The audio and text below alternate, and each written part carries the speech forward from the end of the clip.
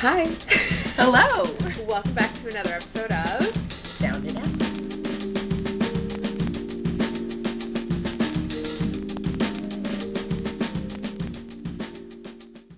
And here we are together. Kaylin and Shanita with Kaylin and Shanita. And yeah, we are here in New York City, folks. Yeah, it feels good to be back. Although I feel weird when I say that because I'm not back. I would only say that if I was in Brooklyn. I'm not from Manhattan, but it still feels, it's like I'm next door to my sister or something. Yeah. But it does feel really nice to be back. It is different though, like being back in New York now. I got here yesterday, so almost 24 hours I've been here, and it doesn't feel like I'm visiting somewhere I used to live. Like, it is very different to be in Manhattan, honestly, than to be in Brooklyn. And we spent, like, a little too much time in the Times Square area, so, like, that whole part of the visit doesn't count as anything, you know. But we had the best time. We went to see Anne Juliet. Yes. And we went to Bar Centrale for dinner. Yeah. And drinks. And let's talk about Anne Juliet, though. Oh, yeah. Well, our friend Diana Ludo, shout out Diana Ludo, we love you so much, was with us. But Anne Juliet. It was so good. So good. It was really so good. It felt like the show was 5 minutes long. Yes.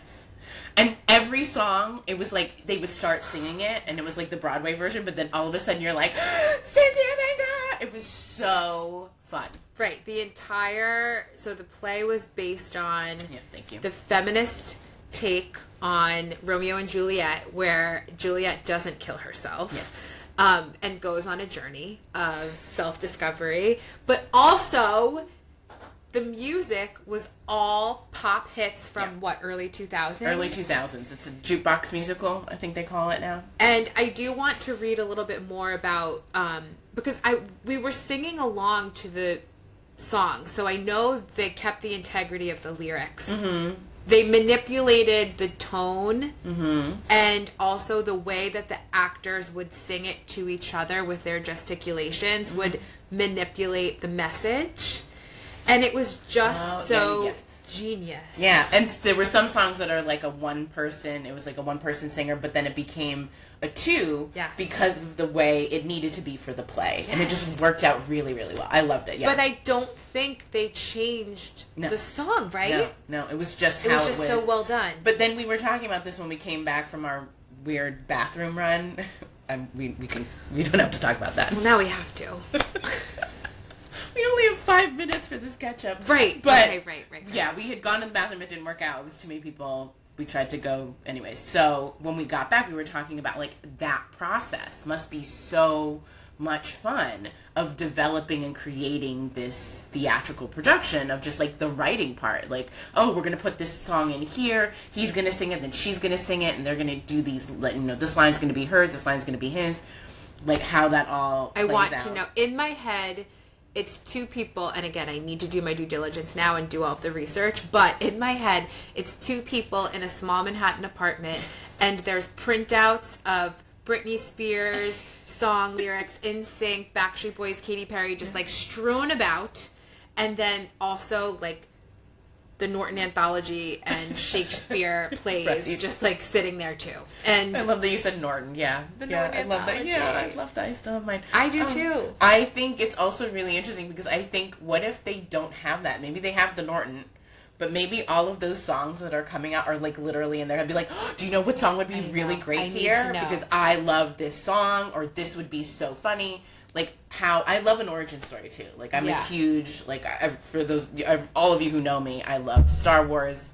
Like, it's my thing. But I love hearing George Lucas's, commentary on like how he came up with that, because it's such a fascinating process. Yeah, it's so amazing. That's one of the fun things about going to see a great play or a great movie is then after. I mean, it wasn't even after the play; it was intermission. We were already looking up everybody's Instagram accounts.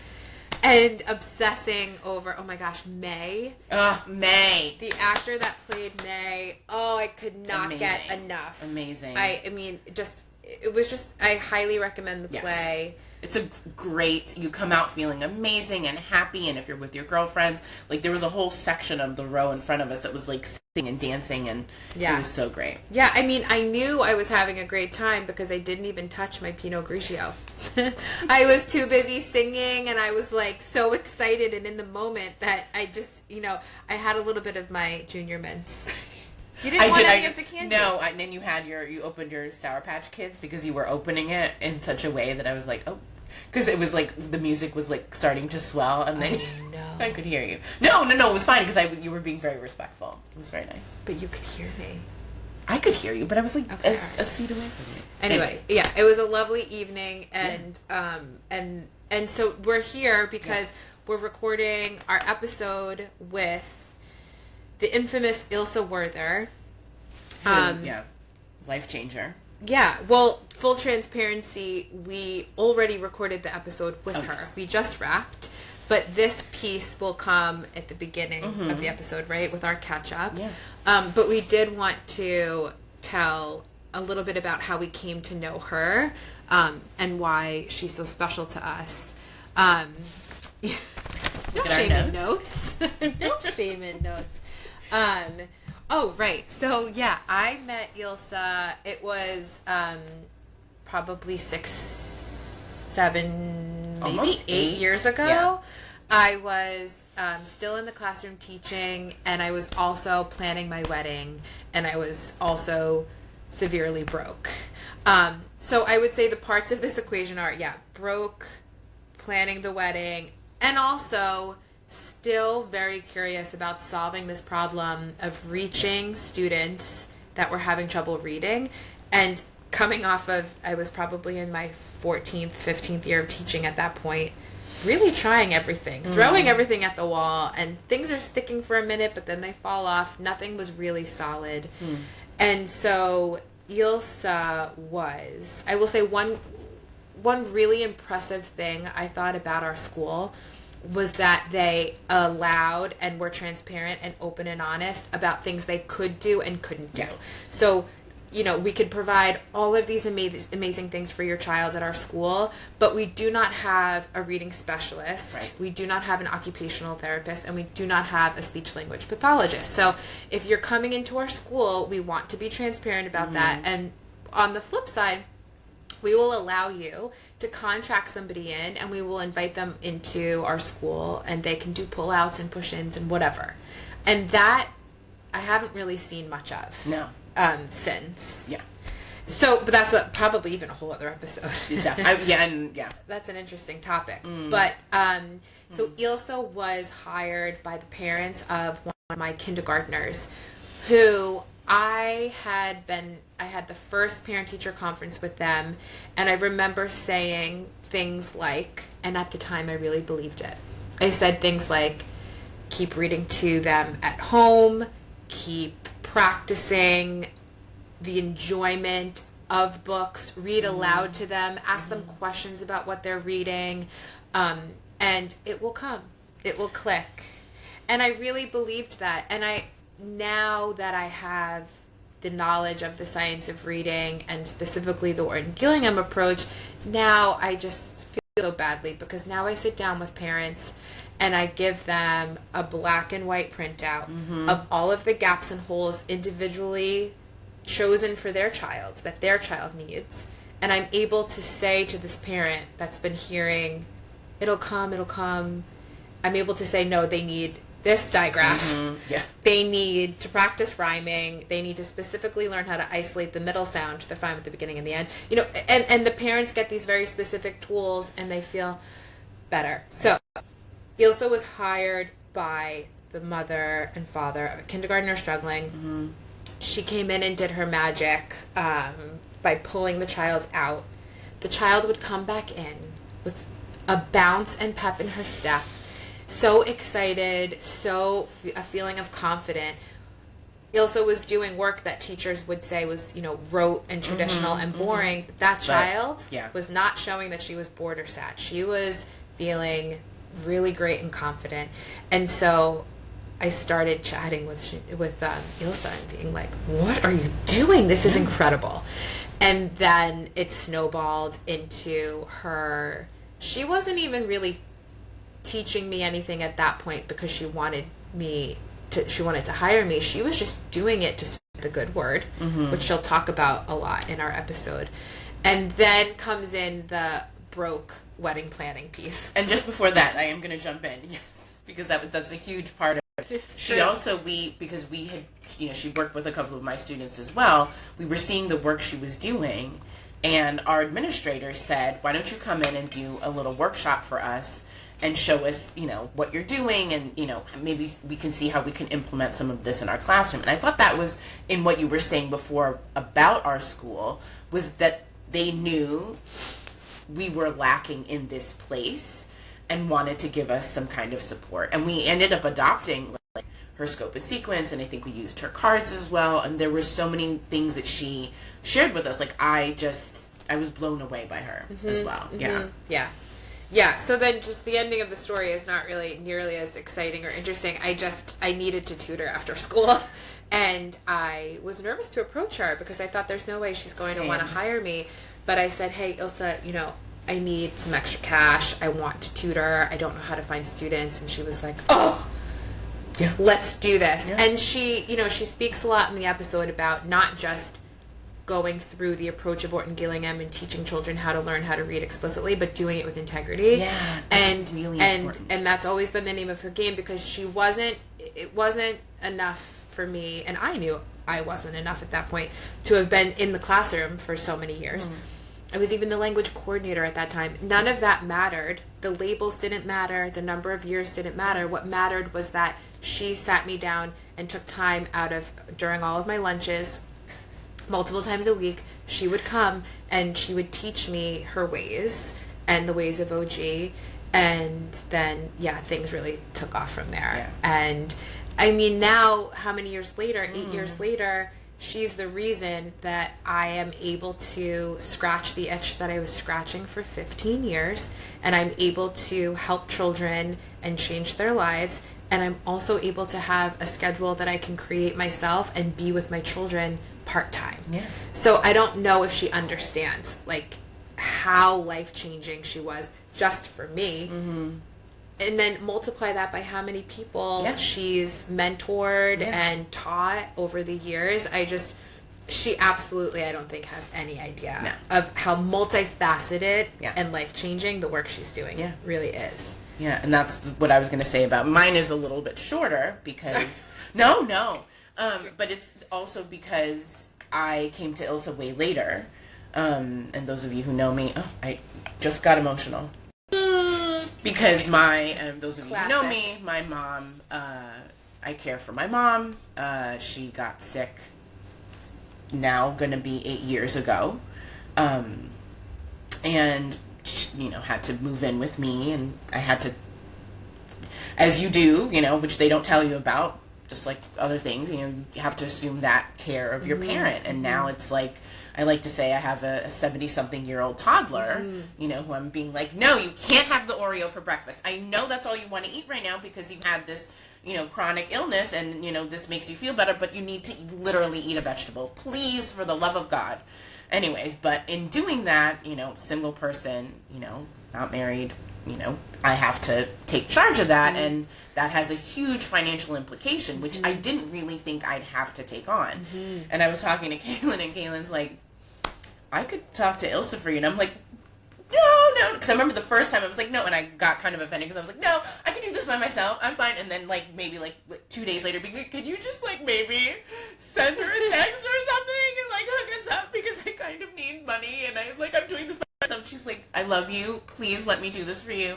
And I did. And immediately, Ilse, because, she is just so giving and caring of herself, was like, let's do this. And it was interesting because, Ilse will talk about, she does mainly OG, but she was having a lot of parents come to her with issues in math. And I was like, yeah, I love some matemáticas. Let's go. How can we... And, it's really funny that I say that in Spanish because now I'm also helping her with students who, need Spanish language support as well. I didn't know that. Yes, claro que sí. So, now...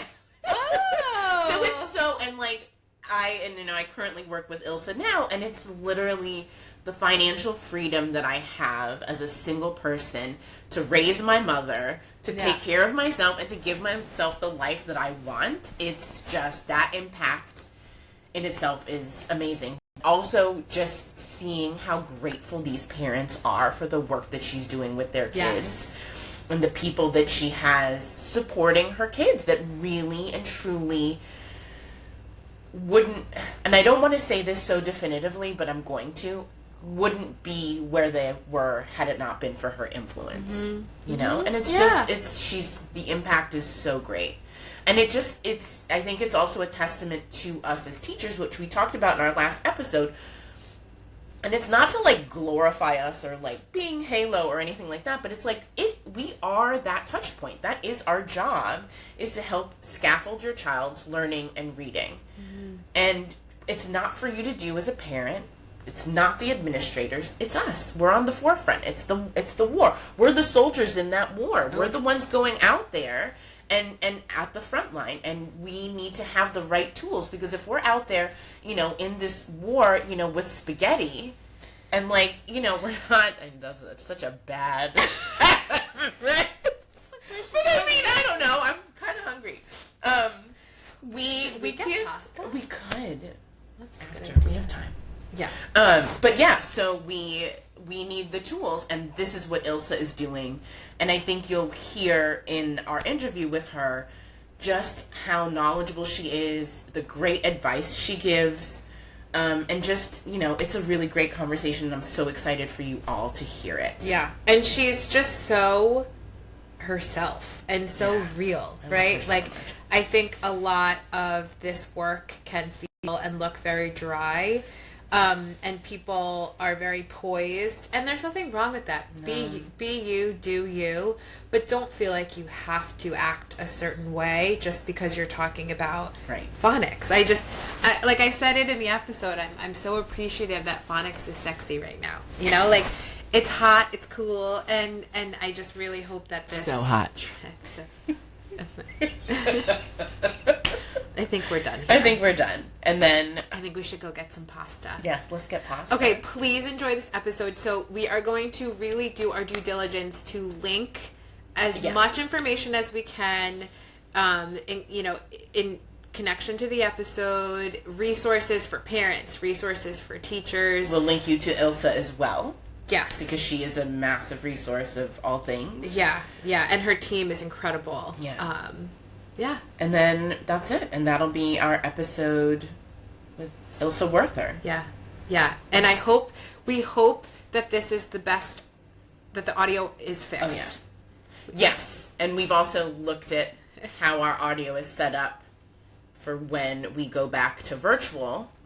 And yeah, also like, there's a learning curve, not just for, us individually, me in particular, because, notes help.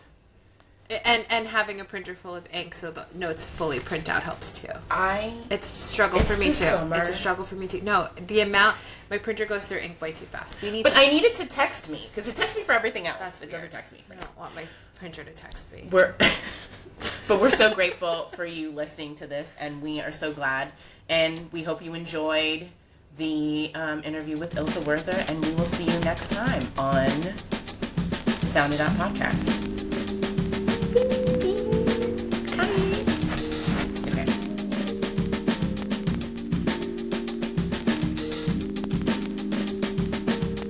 Welcome to another episode of Sound It Out. Sound It Out. Here we are. Here we are with Ilse Werther. Hi, guys. Hi. Thank you so much for being here. Thanks for having me. Thrilled to be here. So prior to hopping on with Ilse, we talked about how our origin stories, about how we all came to be together.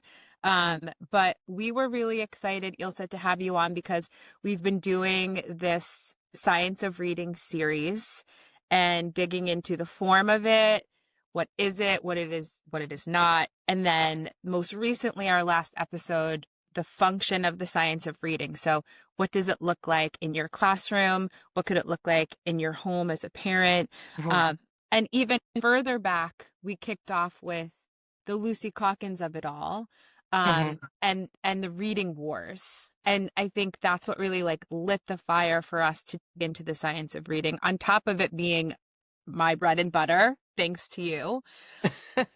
And so we thought it would be perfect to have you on to tell a bit about who you are separately, because it's an interesting story, and then also hear about your journey, which has been very much tied into the science of reading. Yeah.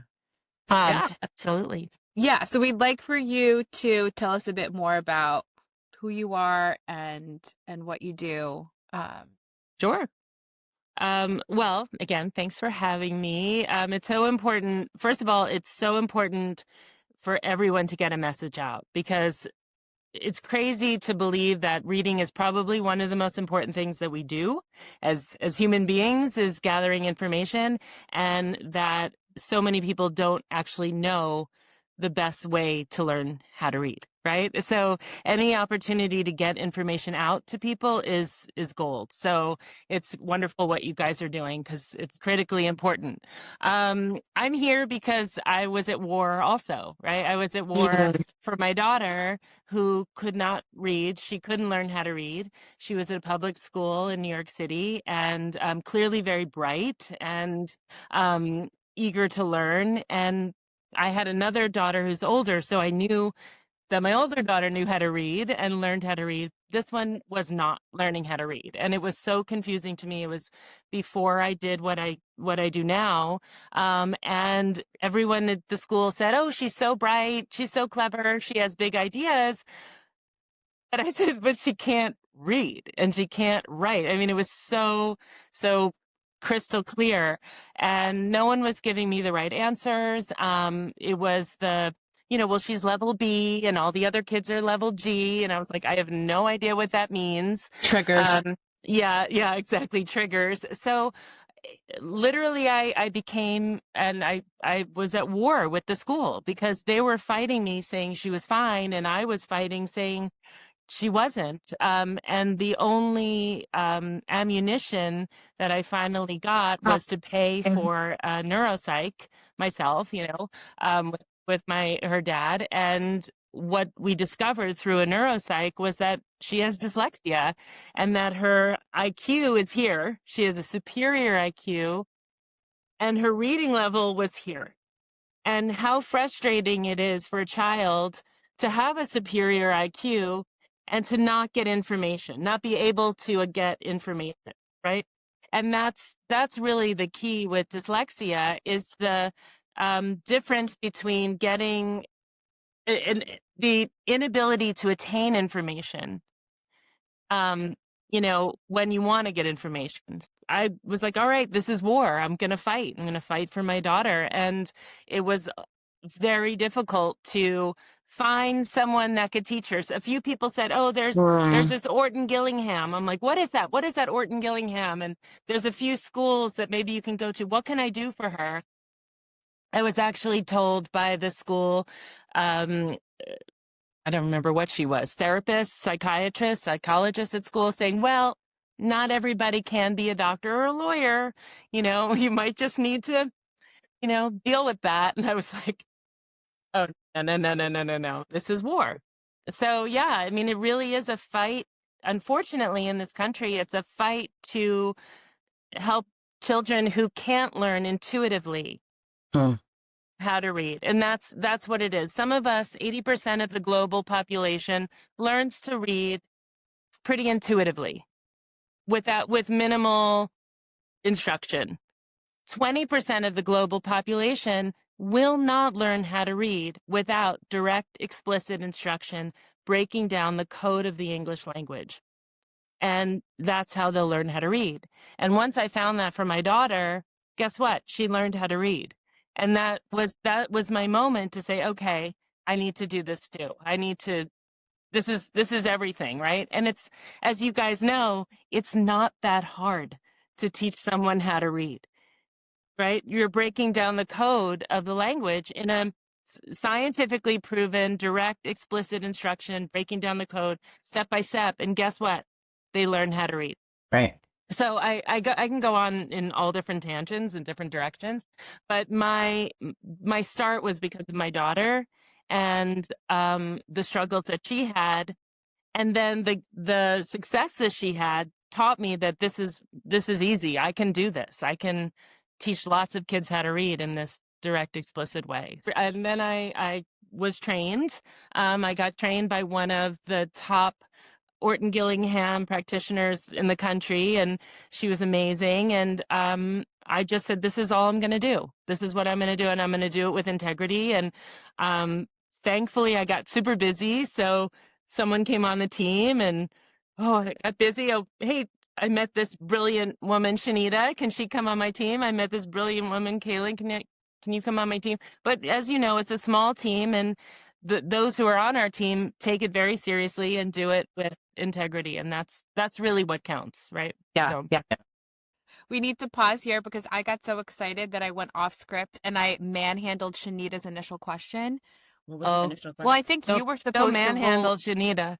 That's what I was hoping. I just we'll do that later.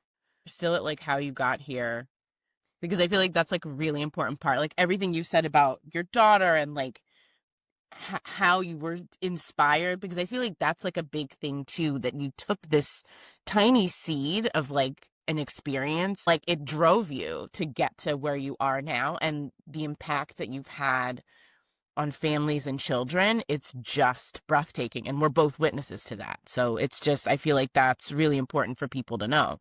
What's also, I think, sorry to interrupt, but what's also really important to know is that on my, I hate the word journey, but on my journey of figuring out how to do what I'm doing, it was really hard to get anyone to train me. I also went to NYU and got my degree with child adolescent mental health studies in the School of Education. Not one person in NYU discussed the science of reading and discussed Orton-Gillingham. We discussed dyslexia. We discussed big ideas. We discussed whole language and comprehension, but there was no Orton-Gillingham. And I kept saying, well, I'm going to be a dyslexia tutor. I'm going to be a dyslexia tutor. There was no class for it. I mean, it was quite amazing. So I had many moments going, am I doing what I'm supposed to be doing? Am I doing the right thing? Should I give this up? I don't understand why this is so hard to actually become an OG practitioner. It was ridiculous. I couldn't find anyone to train me. Now, thank goodness it's more prevalent, but when I was doing it, there was no one. There was like 3 people in New York that was doing it. That was it. And certainly not in your master's degree either. There was nothing. I do have a follow-up question. Do you have any maybe thoughts of why that is? Is it because of this push for like whole language and balanced literacy, or okay? Yes. It was the whole language approach and big ideas and getting away from like this sort of rote, boring institutional study, And I have to tell you, learning how to read is pretty boring. But if you don't know how to read, you literally can't do anything else. And so, I say to parents often when they say, oh, I want to, have my kids go to like a more like open-ended progressive elementary school, I was like, get them to a boring school where they're teaching them how to read and teaching them skills. And then middle school, high school, they can soar and utilize their knowledge, but they have to have foundational skills. And so I think there was a, getting away from like the boringness of maybe the 50s and 60s was this movement of like whole language and let's let the children explore, blah, blah, blah, which is fine. But then they can't learn how to read. None of the kids learned how to read. And then everyone's going, wow, no one knows how to read, right? So it was really stunning to me how difficult it was to be trained and know what I know now. And I got very, very lucky. And again, now there's more opportunities for it, but it was really one of those moments where I was like, I don't know if I should be doing this, because it was that few and far between. Yeah, I'm always I mean, all of the experiences in my past of teaching, I've always been drawn towards schools that are more progressive in their curriculum. I love the Montessori approach. Yeah. I love Reggio Emilia as an environment aspect. I That's love what they taught at NYU is Reggio Emilia. I was like, ooh, this sounds amazing. And it is. yeah, Yeah, and but they don't teach reading though. no, and I would have gorgeous classrooms. I would have the most inspiring headmasters and curriculum directors. But what strikes me is that, and I'm so thankful that I had this, I always had a gut instinct from the beginning, all 15 years, that something was missing. And it was that same percentage. I always felt like there was about 20% of the kids sitting on my carpet that I wasn't reaching. And so I spent 15 years experimenting with different curriculum, words their way, or even we're not naming names, obviously, or schools, but I had a leader that I really respected and thought was like the Oprah of education. And That's when I really asked good. her about a phonics scope and sequence that I could follow, she said, basically, the kids are going to show you an interest in a letter and you're going to follow them. And I was like, right, okay. But Ilse, that's when I had enough. And I was also the language coordinator at that time. And I would hold secret meetings with my secret scope and sequence to give to these teachers. And what strikes me is I understand the draw to this progressive Sure. vibe. And we do need children that are creative, open-ended thinkers. But I don't understand how nobody else was having that gut instinct and following it. And why can't we have a little bit of both? Why can't all of this exist? It should be, they can absolutely exist. I mean, I remember when I met you, Kaylin, and we started doing the training, and you said to me, you were like, Ilse, I've been doing this for like 10 years. I didn't know what I was doing, you know? And I have to say, I am not a classroom teacher. I'm not that fun. You're so fun. Don't say that. I mean, I'm a fun human, but I'm not a fun teacher. I don't like all the colors and the stickers and songs and everyone sit in in a row and clap, clap, look at me. Like, I don't like that. I like one-to-one, that's how I've always been. And so I admire, for goodness sakes, a teacher, and you're limited by, what you can do. Right. But I mean, you can absolutely do all the fun stuff and teach, the science of reading. There's no reason why you can't do it.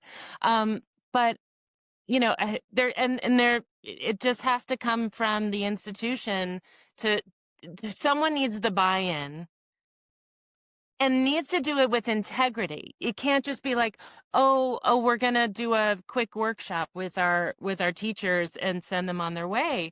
I mean, you guys know there's OG tutors and then there's OG tutors, right? And it's a very specific language that needs to be delivered to children so that they do get it. If you can teach a kid to go 1, 2, 3, look at me, and all kids go clap, clap, clap, you can do the same thing with reading. But but how many times you do it over and over again and everybody does it, right? Right. It's the same thing. Everybody, right? Everybody, buh. Yeah. Every single morning, right? And there's no reason why you can't do one and the other. Yeah. Combine them. I think another thing you were saying was the scope and sequence. And I remember when you came, because you came to where we had been teaching and did a workshop. And I remember you handing us, it was 4 pages of your scope and sequence. And I don't remember who I was sitting next to because it wasn't you.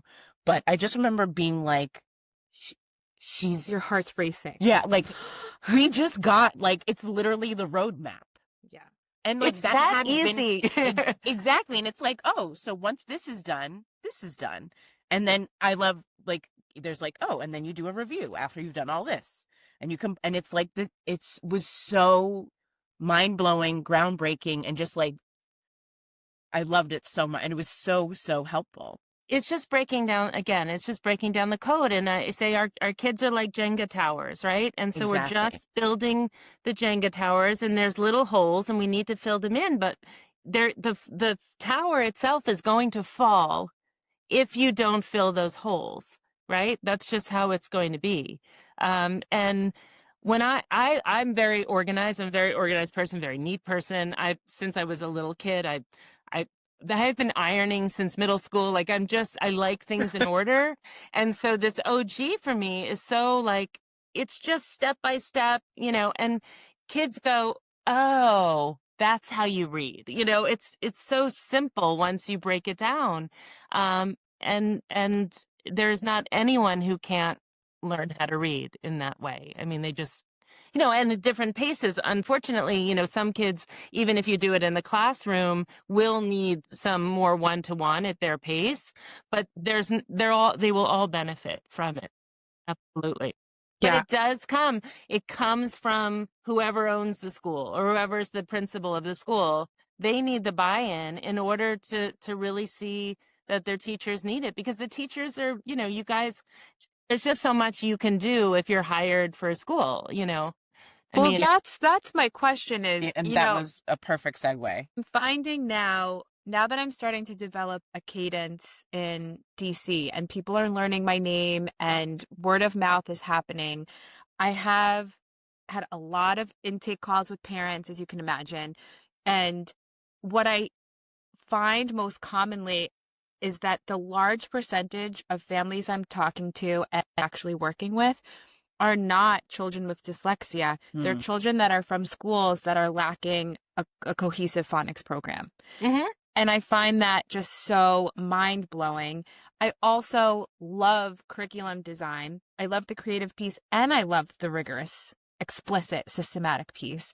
And now that the science of reading is finally sexy and people are talking about it Exactly, and yeah. appreciating it, I just wonder, and this is a huge question, I'm sorry, but I'm curious, what does it look like in a whole group setting or in a classroom? Because I know what it looks like one-to-one, well done, but I do often wonder how should teachers and administrators be looking to set up a school that's doing it right? I mean, it's really following a very strict scope and sequence. You have a set time during the day to do like a bunch of crap, right? I mean, there's like whatever. I mean, I don't know. Like there's some learning and then there's some not learning in the classroom, right? I mean, just set a very specific time a day and move through it, right? And those who aren't moving at that pace might need to be pulled out. But we don't use a lot of stuff, right, guys? Like I mean, I come with a little baggie. You don't need a lot of materials. You don't need to buy a lot of stuff. You need paper and pencil and a whiteboard and some cards, right? It's very simple. So if you set yourself up every single day, you have 5 days a week with the kids. Every day you're doing some phonics work, and maybe if you have the opportunity to break them up into 2 groups. If not, one kid can only write, a 4-sentence, a 4-word sentence. One can write an 8-word sentence. They're both sitting there writing sentences. You can adjust for the child, but if you set aside and you're going through the scope and sequence, they're going to get something. I mean, why can't the time be set like very specifically for the whole class? Yeah. I also think you were mentioning simple. Buy-in is so important. And I think too, thinking of myself and the people I've worked with, I think the emotional buy-in as well. There was a couple of quotes that I've heard along the line that really struck me that were aha moments. And one said, this perspective that rote learning and phonics teaching is boring for children is really unfair because children feel excited when they understand something. They're empowered. They're empowered. Yeah. And I think it's more, now that I'm pulling myself out and reflecting on all of those years that I was so obsessed with kids discovering letters, I really feel like it was a me problem. It wasn't a them problem. It was me feeling like I needed people to think what was happening in my classroom was cool and on the edge of like just being something new and different. And I was totally missing the important sauce of it all. Yeah. I mean, if I work with 10 kids a day, right? And I ask 10 kids to write a sentence based on a science of reading, read or word or a word, syllable pattern. I ask each 10 of them to write a sentence. They're going to write something different and unique, right? Children are unique and special to begin with, right? We don't need to teach them that. They're they are all crazy little kiddos with their own crazy brains. I mean, 100%. And that's not my job to teach them that, but I'm going to teach them to get their thoughts out in a cohesive Right. way. You know, little Johnny over there is writing 4 sentences. One can't even write a sentence, but guess what? They're both being, you know, you're going to map it out so they can both do it in their own way. I don't need to teach them that. I don't need to, it's not, the onus isn't on me to get to teach them who they are. The onus is on me to teach them to learn so that they can be expressive of who they are, right? I mean, I feel like that's the job, right? Yeah, that's a big the part. job. If you give them too much, they're not going to express themselves. These kids, and you have to remember, I think, and I go to so many houses right now, this generation of kids is getting everything done for them. Yes. They're getting their information given to them. They're getting their parents and mommies and whatever doing everything for them, right? Everything is given to them for the most part, sadly. So, you know, if we also show them all the colors and everything, there's nothing in their brains for them to bring out themselves. They're going to want the external stimulation. They need to stimulate themselves a bit, right? The best thing you can do for a child is let them be bored. The best thing you can. Yes. So, you know, I don't think the teacher needs to have, you know, we don't have to be that monkey. We just need to give them foundation so they can learn to bring things out themselves. You know, I think that's so important. I totally agree. And what I was going to say is I feel like with this structured phonics approach and giving them these very set routines and tools, just like you wouldn't have kindergartners come into a classroom without some kind of routine in the day. It's the same thing, because it's like that whole idea of like having the lines so you can go outside of them. Right. Yeah. So your creativity is still within this realm and you have like more of the support to do it. I mean, if you learn to paint, if we're in a school like, there's a beautiful school like City and Country School, which I very much admire. You're specifically teaching them how to paint, how to do blocks, how to do, you know, and so that they can be creative, right? You still have to teach them the rules. Right. It's the same thing. And they need that structure. And they need that structure in order to be creative. Like, I remember at City and Country, you could only get red, yellow, and blue paint, right? And then, but then and at first I was really cynical. I was like, oh, but then these kids were making all these beautiful colors on their own. You know, they had rules of how to use the paint. They had to wash them, blah, blah, blah. Right. But then they made their own, you know? So I was like, okay, the onus isn't on me to show them, it's just to show them the structure so that they can do it. I mean, that's really the idea. And I had a little boy today, you know, a couple weeks ago, couldn't write a sentence and didn't want to write a sentence, you know, and now he knows my rule, 7 words or more. And guess what? He wrote the cutest little sentence today and he felt good about it because, you know, he got some structure to do it. So it's so nice to hear you. There's certain things that I say 20 times a day, all day, and I've lost the plot of what I've thought of on my own, read about, and what comes from you. 7 words or more, check for cups. I should tattoo that on my body. Check your cups. Oh my gosh. But then in that too, having that scaffold, he feels success and he sees and that is almost just as important as them learning to read. It's that finding the confidence and that finding the right. It's so important. And the parents too. Yes. There's nothing, I think, the parents fall in love with us so quickly because their kid is teaching them how to break up a word based on a syllable pattern. Right. Yeah. And they're teaching them the floss roll. They're teaching them the floss roll, and parents' minds are blown. Parents are like what? Yeah. And they're like, tell me more. Yeah. No, it's I'll break it down a lot for parents, and I do a lot of like little mini videos, you know, just to show them so they can, those who want to do homework, and they're just like, oh my gosh, that's, you know, just like, for example, as soon as you start having second grader read words like complex and stampede and, multisyllabic words. They're just like, how did they learn to do that? It's like, it's actually pretty simple because we broke it down. They're like, wow, that's so cool. And it's just science, right? That's the idea. I remember last year, the year before, I taught a kid for a year who could not read. I mean, this poor kid was in third grade and just reading like hardly cat, dog, very, very simply. And I spent about 8 months with him.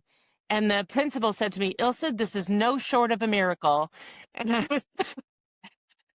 was like, this is not a miracle. Like, this was like, it's actually not a miracle at all. There's science. Nothing miraculous about this. It is just pretty straightforward stuff.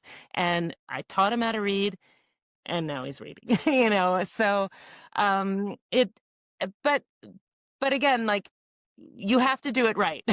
and learning Orton-Gillingham, it's like a lot of people say they know it, and I say to families, when they're asking, they're interviewing us, right? Why us? Why the cost, why the time? And I said, you have to work with people who don't just know it, who do it very well with integrity, right? Because it's the direct, explicit language that we're giving to these kids that's what's going to internalize them, internalize what they know. Because usually the kids we're getting, I always describe this like big Land's End tote bag. When you go to the beach, you got that big bag. You're like, all right, everybody, let's go to the beach. And in the beach, they're like, Mom, can I have the sunscreen? And I'm like, all right, I can't find it, or like the snack or whatever it is. It's a mess, right? This is how their brains are. All the information is there, but it's a mess. What we need to do is go back to the beach the next day with organizing everything in little Ziploc bags, right? And if we pull the Ziploc bag out with the sunscreen, oh, here's your sunscreen, and here's your ball, and it's there. That's what OG is.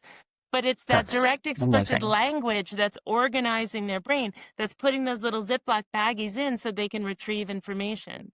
So the best OG practitioners are those who are giving this very direct, explicit language that's clear, that then they can organize their brains with, right? And so that's those who, there's lots of great teachers out there and lots of great tutors out there with really good intentions, but if you're not using really clear language, really direct language, it's not going to internalize that well. So that's really important for any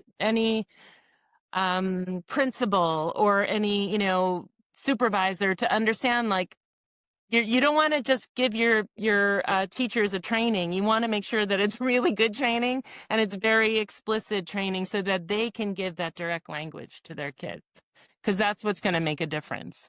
I think that's a really important point. And one question that I was so curious about, but it's kind of an unfair question, was just, how did it feel for you to be in the game of what you're doing for so many years, and not only with the knowledge that you had of how it should work, but sitting in one of the biggest cities in the country with the most amazing schools and watching everybody not use the tools that you knew? I mean, you're going from school to school to school. We were in one of them. How, and the Lucy Calkins of it all. I mean, how were you like? I mean, I was, I'd go home and just kind of be like, yeah, but then I have, listen, I've had a little bit of a crazy life just in general, many different hats and divorce and just a lot of crazy things in my life. And what I do now is the most clear thing I do. And I just have to say, Ilse, just do your job. Just do your job and just do your job, spread the word, do your job, spread the word, do the best you can, spread the word. Like, that's it, and hopefully, and that's why I love what you guys do. And there's this amazing movie out that spreading the word so people understand, but you just gotta, I just had to do what I do, and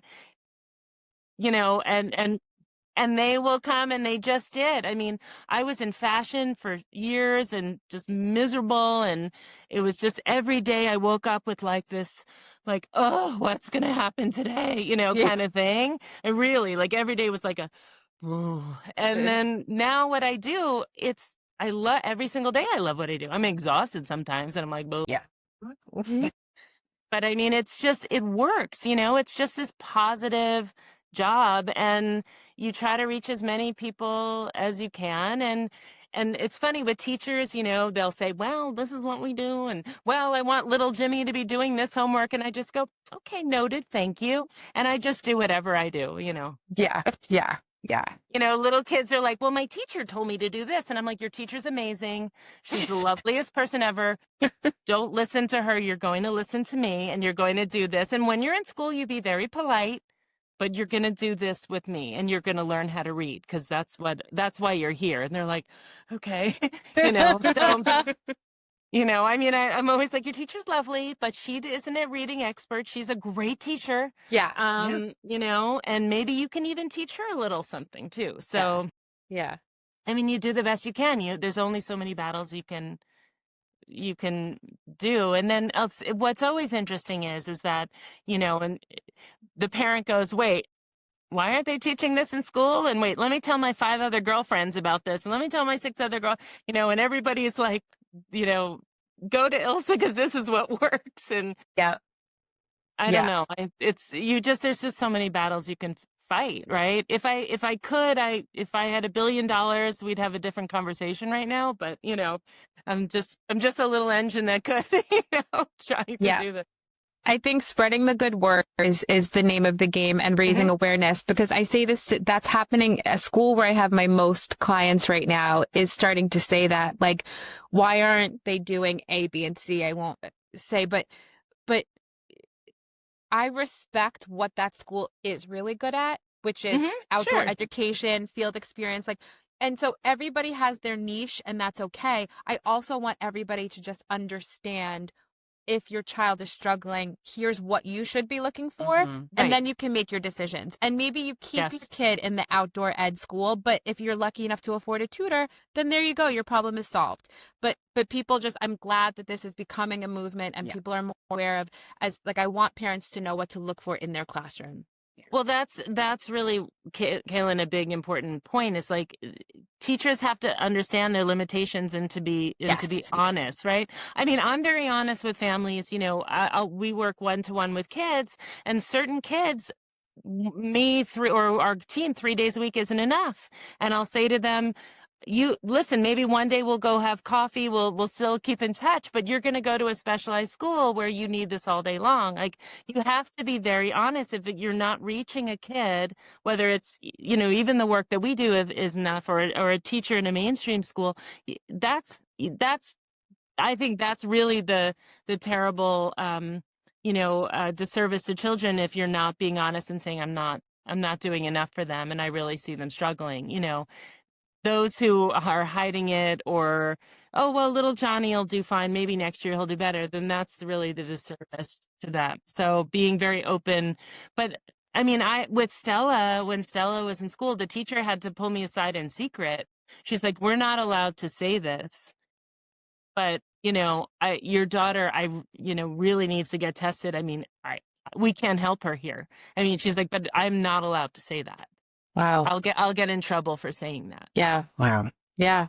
Yeah. We're saying wow, but we're not surprised. Yeah, no. I know. You guys know, right? And I feel like now, thankfully, there's a bit of a pivot just coming from like my own experience in mainstream schools, is when they do see that problem, they're like, oh, we need to have a larger conversation and intervene. But I think this also really leads into our next question, which was kind of like any advice for teachers, administrators, parents, aspiring tutors, like where do we go from here? Like, if you could, you know, using this platform, like give us some advice as to like, if you're noticing, you know, obviously like early intervention and like, you know, seeking out help, but like maybe a step further from that, like what else can we do? Well, I mean, yeah, early intervention is key. The wait and see thing, the kids are never going to learn how to read, right? I mean, that's just, if they're not reading, they're not going to learn how to read next year, and the gap just always grows. So earlier the better. I mean, any school that will teach lowercase letters, for God's sakes, in kindergarten, please, and lowercase letters in nursery school, please. There's no reason. What is that, like, sound in motion thing? Sounds in motion. Yeah. Sounds in motion. Yeah. That's it. I mean, what is that? I mean, how about just A? Yeah. So any early, I know I'm being silly, but sound in No. motion. No, but it makes so much It's sense. such a waste of time for kids. You're wasting hours and hours and hours of learning for these kids. Why? I mean, why can't, if a child can do that, kids nowadays, think about it, and I know I'm going on a million different tangents, but if kids can learn how to ski, how to do ballet, how to do ninja, how to do ninja. well, they do the Ninja Warrior Yeah. stuff. They can do tennis. I mean, all of the kids we know are in all of these programs. If you can teach them soccer, if you can teach them baseball, gymnastics, they can learn how to read. There's no reason, if, even without a pencil, you can learn how to read and do the alphabet. So the sooner, the better. God, please, any school to teach them lowercase letters. I mean, I've taught 4-year-olds how to read, but early letter, sound to symbol, get that out of the way, for goodness sake. These poor kids, you want to get a third grader who doesn't know all this. It's so silly because these kids can learn. If you teach a kid the violin at 5 years old, they can learn how to read, So that, I think, for any school, any parent, to just, I know it sounds so simple, but any parent I talk to, here's a list, here are my cards, practice lowercase letters. I mean, teaching, giving teachers tools, like giving them training. Yeah. And good training, right? So, there's all these wonderful programs out there. And I think that's also what people don't understand. Like, there's some really good programs that are sort of like OG by number, right? Which are good. And I actually think, like, so much better than nothing at all, right? So buy those programs and let the schools do them. I mean, I always fight with them a little bit. I'm not going to name all the names because one-to-one is a little better, but that's better than nothing, right? Give science-based, programs for every child, not just the learning group, right? Because once they get to the learning group, it's almost too late because they've missed a whole year. So just get it all done from the start, right? Yeah. And that's, I mean, I think the biggest key is just early intervention. And, and building that foundation from the beginning, and teaching teachers. Teachers are willing to learn if they hear it from the boss, so. Yeah. So it's what we want. Speaking of the learning group, please share your tag, your Instagram tag, your website. I mean, I'm so bad. Would you guys please build my web, in LGR Instagram? I mean, we're LGR Learning Group, and we have an amazing team of tutors that are all highly, highly trained in OG. We also have speech language pathologists who, on our team now, who are also, everybody on our team, regardless of their specialty, or age group, are highly trained in OG. And we do math, reading, executive functioning, SLP in New York City, in the Hamptons. Now you're in DC, virtually. I mean, it's a wonderful group. It's a wonderful life. I love what I do, and I'm grateful for you guys. Very, very grateful for you and all that you do in spreading the word. And it just works. I mean, that's how. The science works. So That's it. exactly. Yeah, That's it. Mm-hmm. Yeah. I think I mean, I does could it. talk about this forever. So I know we could. Yeah, you can cut me off anytime. And I do just, I think I do training. I train families. We do seminars for families. We do, coffee talks for moms. We have a whole like PowerPoint presentation, I don't even get to it because the moms ask, so many questions. Like a 45 1-hour coffee talk turns into a 3-hour, question, because parents just need to know. They don't know. They're not taught. So any opportunity to spread the information is the most important thing you can do. Yeah. Because families are lost. Moms are crying. I'm always getting teary-eyed moms. They don't know. They don't know. And they're at war. What we were talking about to tie it all back is that they're at war with the system. And, kids don't come with rule books, and we're all trying to figure it out. So, yeah. That's so true. I've been stunned. I mean, now that, so Ilse helped me fly out of the nest and try to do this on my own. And so I'm getting the intake phone calls on my own that I never was privy to when you were helping me. And I never realized I signed up to be a therapist. I mean, the number of tearful calls that then turn into, I had a family I was with for 2 years that just moved out of town. And so we had to say goodbye. And mom was bawling. Like what we can't say, like we just don't, because they become so trusting of us, and they're finally getting, I think what it is they're finally getting true answers and a prescription they can understand of what their child needs, instead of it'll come, it'll happen, just wait. They're really trusting of us and the science, like you said. Yeah, I actually just on another note, I actually just became certified this past year in advocacy as well.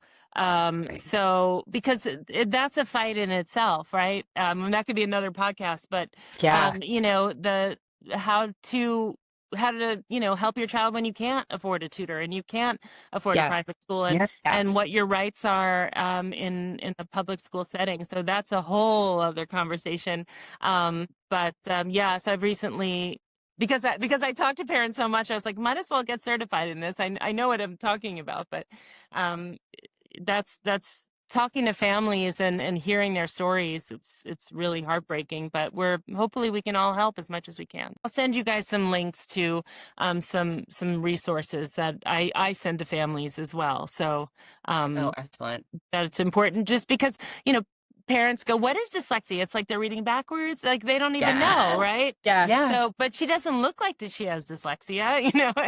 It's getting that information out is really important as well. So, I could go on forever. I know. But we can't thank you enough for coming and like sharing so much, and just like not just for sharing with us, but like for what you've done for both of us. You've really impacted our lives. And I can't do without you guys. I love you guys so much. I mean, every day I wake up, I'm like, oh my gosh, grateful for the team and and your passion too, because the people that come on our team have that crazy eye, and you guys both have the crazy eye. Do. Yeah, and I mean, I've trained other people, and I'm like, you don't have the crazy eye, and you both have that like, this is good stuff, Yes.